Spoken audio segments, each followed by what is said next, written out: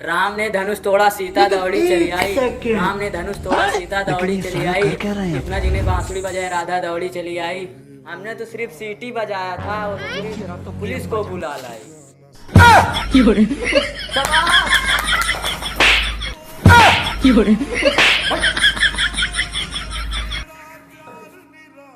अगला नंबर रोहित कुमार।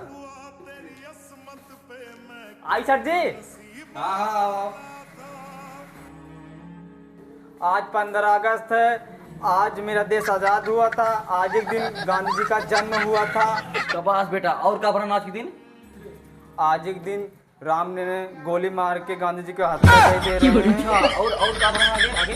आज ये दिन नेहरू जी की शादी भय रही है। अच्छा, 58 साल की उम्र में। और क्या बना? और आज एक दिन हमारा जन्म भरा है। ना पैदा हुआ सबसे बड़ी यही कर चुके यार, तू ना पैदा हो